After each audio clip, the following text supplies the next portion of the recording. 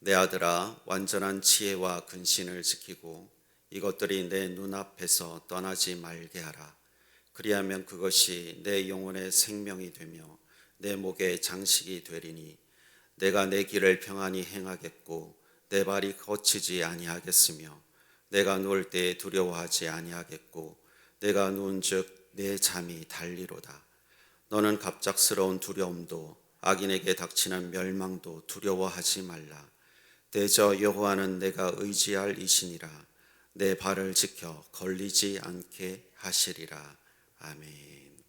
사람은 누구나 안전을 갈망합니다.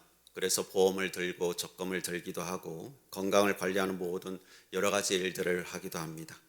이 모든 것은 불확실한 미래에 대한 안전장치를 마련하려는 시도들입니다. 그러나 우리 인생은 철저하게 대비한다고 해서 완벽하게 해결할 수 있는 것은 아닙니다. 해결할 수 없는 영역들이 있습니다. 예상치 못한 질병, 갑작스러운 경제 위기, 관계의 파탄 등은 우리가 세운 안전망을 비웃듯이 찾아옵니다. 그럴 때 우리가 느낄 감정이 본문 25절에 이렇게 표현되고 있습니다. 갑작스러운 두려움. 이런 갑작스러운 두려움이 들 때 사람들은 대체로 두 가지의 반응을 보이는 것 같습니다. 안전에 더 집착해서 더 철저하게 준비하는 사람이 있는가 하면, 또는 어차피 안 될 것이기 때문에 미리 포기하고 오늘만 즐기자 하는 생각을 가지는 것입니다. 그런데 시대마다 다양한 생각들과 다양한 철학들이, 다양한 사조들이 바탕이 되어서 사람들의 결정이 달라져 왔습니다. 그런데 이게 달라져 왔다라고 하는 것은 불완전하다라는 것을 반증하는 것입니다. 이와 달리 성경은 제3의 길을 제시하고 있습니다. 그리고 성경이 제시하는 대처법은 시대가 변하고 세상을 주도하는 철학들이 달라졌어도 지금까지도 변하지 않는 유일한 대처법이기도 합니다. 21절을 보시면 내 아들아, 완전한 지혜와 근신을 지키고 이것들이 내 눈앞에서 떠나지 말게 하라. 어떻게 살아야 인생이 무너지지 않을 수 있을까요? 솔로몬 왕이 아들에게 부드러운 음성으로 전했고, 그리고 오늘은 성령께서 우리를 향해 따뜻하게 말씀하시는 이 말씀에 따르면 완전한 지혜와 근신을 지키는 것입니다. 완전한 지혜는 단순히 많이 아는 지식을 말하는 것이 아닙니다. 삶을 바르게 살게 하는 지혜를 말합니다. 근신은 신중한 계획을 말합니다. 충동적으로 하지 않고 생각하고 판단하는 태도를 말합니다. 그래서 완전한 지혜와 근신을 지키는 것을 조금 더 편한 말로 하자면, 우리에게 익숙한 표현으로 하자면 지혜의 말씀을 붙들고 살라는 것입니다. 본문은 지혜를 붙들고 살면 우리가 안전하다라고 말씀하십니다. 그런데 여러분, 지혜를 붙들면 정말 우리의 삶이 안전해질까요? 당장 돈이 필요하고 당장 건강이 필요하고 당장 좋은 것이 있어야만 하는데 지혜 타령은 너무 비현실적인 것이 아닐까요? 물론 그렇게 보일 수도 있습니다. 그러나 저는 이 말씀을 통해서 성령 하나님께서 하시고자 하시는 메시지가 있음을 분명하게 믿고 선포하고자 합니다.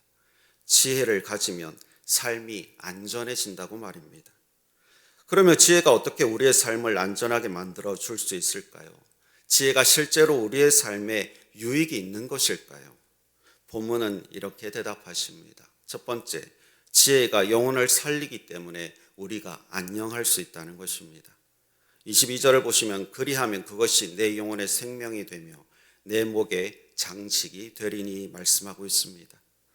성경이 말하는 지혜는 단순한 지식이 아닙니다. 성경이 말하는 지혜는 하나님을 경외하며 말씀대로 따라가는 삶입니다.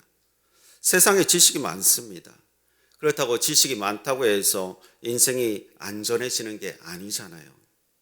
오히려 똑똑한 사람들이 세계 문명을 망치는 경우를 많이 볼 수 있습니다.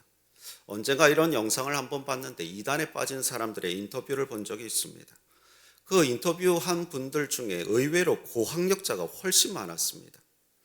고학력자인 그들이 보기에 성경의 비논리적인 부분이 보이는데 이단이 설명해 준 그 설명이 그럴듯하게 보이니까 그냥 이단에 빠져버린 것이지요. 자신의 똑똑함을 믿다가 오히려 인생 전체를 날려버린 사람들이 아닐까요? 지식이 인생을 지켜주는 것이 아니라는 것입니다. 본문은 지혜가 영혼의 생명이 된다고 말씀합니다. 그렇습니다. 하나님의 말씀을 붙드는 사람은 살아있는 삶을 살게 됩니다. 또한 지혜를 지키면 그것이 목의 장식이 된다라고 말씀하고 있습니다. 사람을 가장 아름답게 만드는 것이 지혜다라는 말씀입니다. 돈이 사람을 아름답게 만들지 않습니다. 돈은 수단일 뿐입니다. 정말 그 돈 때문에 오히려 더 추악한 얼굴을 보이는 사람들도 많지 않습니까? 지위가 높다고 해서 그 지위가 사람을 아름답게 만드는 것도 아닙니다. 권력을 남용하고 억압하는 데 사용하는 사람들을 우리가 알고 있지 않습니까? 그러나 하나님의 지혜가 있는 사람은 돈이 있든 없든 높은 자리에 앉아 있든 그렇지 않든 그런 외적 조건과 상관없이 아름다운 존재감을 드러냅니다. 아무것도 장담할 수 없고 지식을 추구하는 이 시대를 사는 우리에게 성령께서 권면하십니다. 지혜의 말씀을 붙들라고 말입니다. 그래서 아름다운 사람이 되라고 말씀하십니다. 저와 여러분이 하나님의 말씀을 더욱더 붙들고 살아서 특별히 말씀의 실체이신 예수로 살아서 지혜로운 사람, 전인격적으로 살아 생동하는 우리가 되길 바랍니다. 두 번째는 지혜가 인생을 이끌어주기에 평안할 수 있다는 것입니다. 23절에 내가 내 길을 평안히 행하겠고 내 발이 거치지 아니하겠으며 말씀하십니다. 길과 발을 통해서 보여주는 것이 인생의 여정 아니겠습니까? 그 길에는 장애물도 있고 함정도 있습니다. 많은 사람이 그 길에서 넘어지곤 합니다. 잘못된 선택 때문에 넘어집니다. 욕심 때문에 넘어집니다. 교만 때문에 넘어지기도 합니다. 그런데 지혜를 붙드는 사람은 덜 넘어진다는 겁니다. 왜냐하면 하나님의 말씀을 기준으로 선택하기 때문입니다. 얼마 전 한 도지사의 사과 영상을 보게 되었습니다. 그분은 사실 명백하게 다른 사람의 도움을 받아서 도지사가 되었던 사람입니다. 그런데 그분은 도움을 주었던 사람들을 완전히 무시하고 내팽개치기까지 했습니다. 그런데 지금에 이르러서 이제 선거에서 이길 가능성이 보이지 않아서 그런지 이제야 사과하는 모습을 보였습니다. 만약 그가 지혜로운 사람이었다면 시작부터 교만하지 않았을 것입니다. 자기 힘으로 된 것이 아님을 알고 더욱 겸손했을 것이고 자신을 도와주던 사람들의 이야기를 잘 들었을 것이고 그래서 더 좋은 성과를 냈을 것이고 다음에도 선출되지 않았을까? 지혜가 인생에서 만나는 문제를 제거해 주는 것은 아닙니다. 다만 지혜로운 사람은 치명적으로 넘어지는 것을 피할 수 있습니다. 큰 욕심 없이 치명적인 어려움들만 피해가기만 해도 사실 괜찮은 삶이 아닐까요? 그런 사람의 일상이 어떤지 24절에서는 이렇게 말씀하십니다. 네가 누울 때에 두려워하지 아니하겠고 내가 누운즉 내 잠이 달리로다. 대단한 성공이 아니다 할지라도 23절처럼 일상이 평안하고 넘어지지 않으니 24절처럼 잠들 때 근심, 걱정에 휩싸이지 않고 단잠을 자게 됩니다. 우리 모두가 세계적인 거부가 될 수는 없지만 지혜를 붙들면 평안할 수 있습니다. 우리도 하나님의 말씀인지 지혜를 붙들어서 평안한 삶을 누리시길 바랍니다. 세 번째, 지혜가 공포를 이기게 돕기 때문에 우리는 담대할 수 있다는 것입니다. 본문은 인생의 현실을 숨기지 않습니다. 25절에서 너는 갑작스러운 두려움도 악인에게 닥치는 멸망도 두려워하지 말라 말씀하십니다. 갑작스러운 두려움, 멸망은 우리가 피하고 싶은 단어입니다. 그런데 성경은 그것들이 없을 것이다 라고 말씀하지 않습니다. 이 말씀은 오히려 갑작스러운 두려움이라 멸망이 누구에게나 올 수 있다라는 것을 전제하고 있습니다. 실제로 많은 인생의 문제들이 갑작스럽게 찾아오곤 합니다. 믿음이 있다고 신앙생활 잘했다고 없는 것이 아닙니다. 갑자기 건강이 무너질 때도 있고 갑자기 경제가 무너질 때도 있습니다. 관계가 무너질 때도 있습니다. 내가 아니라 다른 사람에게 미치는 어려움들이 나에게 닥칠까 봐 두려움에 휩싸일 때도 있습니다. 우리는 연약한 존재입니다. 그런 연약한 우리를 향해서 오늘 말씀은 이렇게 말씀하십니다. 두려워하지 말라. 고통스럽고 두려운 현실에서 우리가 어떻게 두려워하지 않을 수 있을까요? 우리의 이성으로는 불가능한 일입니다. 그러나 하나님이 계시기 때문에 하나님을 믿으면 가능한 것입니다. 그래서 26절 말씀에 대저 여호와는 내가 의지할 이시니라 내 발을 지켜 걸리지 않게 하시리라. 이 말씀은 매우 강력한 선언입니다. 우리의 안전은 환경에 달려있지 않습니다. 재산에 달려있지 않습니다. 사람에게도 달려있지 않습니다. 오직 하나님께 달려있습니다.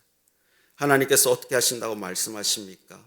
내 발을 지켜 걸리지 않게 하시리라. 하나님은 우리의 길을 지키시는 분이십니다.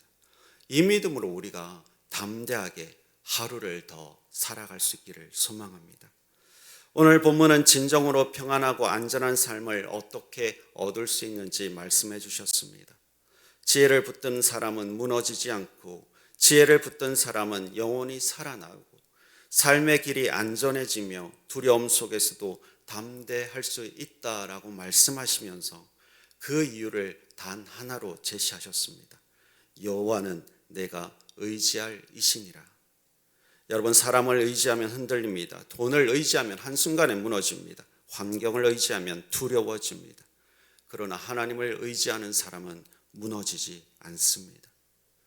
오늘 말씀을 묵상하는 가운데 이사야 41장 10절 말씀이 계속 맴돌았습니다. 이 말씀이 믿음으로 선포되고 우리가 믿음으로 받아들일 때 우리 안에서 역동하시는 말씀이 되기를 소망하면서 이 말씀을 나누고 설교를 마치도록 하겠습니다. 두려워하지 말라. 내가 너와 함께함이라. 놀라지 말라. 나는 내 하나님이 됨이라. 내가 너를 굳세게 하리라. 참으로 너를 도와주리라. 참으로 나의 의로운 오른손으로 너를 붙들리라. 아멘.